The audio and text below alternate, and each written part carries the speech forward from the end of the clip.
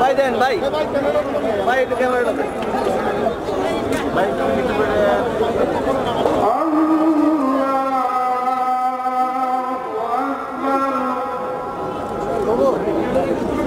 ভাই একটু জুম করে মারেন না আরে ধর না মোবাইলে পরে ভাই একটু বাইরে দেন রাজীব ভাই একটু জুম করে মারেন দেখে মারেন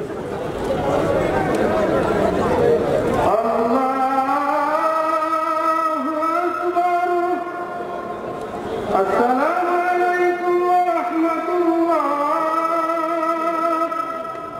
السلام عليكم ورحمة الله اللهم آمين ربنا آتنا في الدنيا حسنة وفي الآخرة حسنة وقنا عذاب النار رب ارحمهما كما ربياني صغيرا الله تعالى تبارك প্রিয় বান্দা আল্লাহ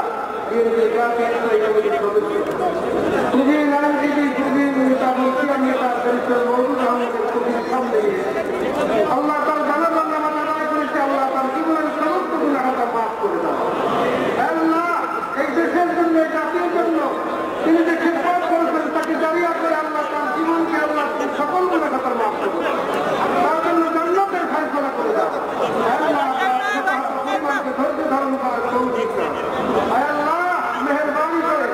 তার জীবনকে বৈরাগ্য জীবনের যত ভালো কাজগুলো করেছে তাকে উঠিলা করে তাকে তুমি মাফ করে দাও সুবহান রাব্বিকা রব্বিল ইজ্জাতি আম্মা ইয়াসিফুন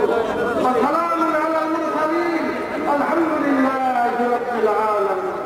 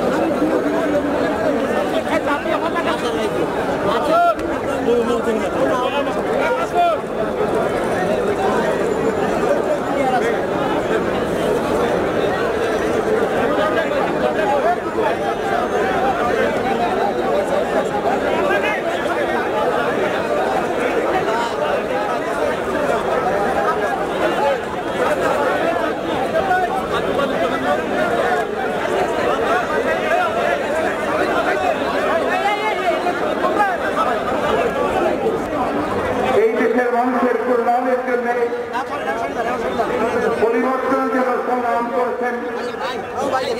এবং তিনি নিজেকে একজন প্রতিষ্ঠিত রাজনীতিক প্রতিষ্ঠিত আইনজীবী প্রতিষ্ঠিত লেখক হিসাবে বন্যার্থ রাজনৈতিক জীবনের অধিকারী হয়ে প্রায় 81 বছর বয়সে আজকে আমাদের ছেড়ে চলে গেলেন ব্যারিস্টার মওদুদ আহমেদ। ব্যারিস্টার মওদুদ আহমেদ শুধু একজন রাজনীতিক ছিলেন না, তিনি একজন রাজনীতির একজন কিংবদন্তি। তার দীর্ঘ জীবনে তিনি অনেক পরিবর্তনের সঙ্গে সম্পৃক্ত ছিলেন। প্রতিটি পরিবর্তনে তার মূল লক্ষ্য ছিল একটি গণতান্ত্রিক সমাজ ব্যবস্থা প্রতিষ্ঠা করা, একটি গণতান্ত্রিক রাষ্ট্র প্রতিষ্ঠা করা।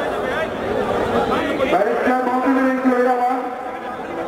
শুধুমাত্র বিএনপির জন্য নয়, এটি সমগ্র দেশের জন্য, জাতির জন্য একটা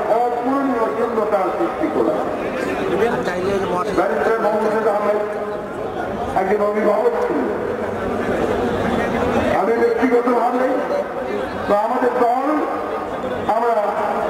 অত্যন্ত নিজেদেরকে শূন্য মনে করছি এবং তার অভাব অনুভব করছি। আজকে আপনারা সবাই দেখেছেন যে এই বরেণ্য ব্যক্তির প্রতি শ্রদ্ধা জানাতে তার থেকেই সর্বশ্রেণীর মানুষ আসছেন, তার শ্রদ্ধা জানাচ্ছেন। আমরা আজকে এখানে দাঁড়িয়ে নামাজের জানাজা আদায় করব পরম করুণাময় আল্লাহ তাআলার কাছে এই দোয়া চাইব যে আল্লাহ তাআলা আপনার সমস্ত গুনাহ মাফ করে দিয়ে তাকে বেহেশত নসিব করেন।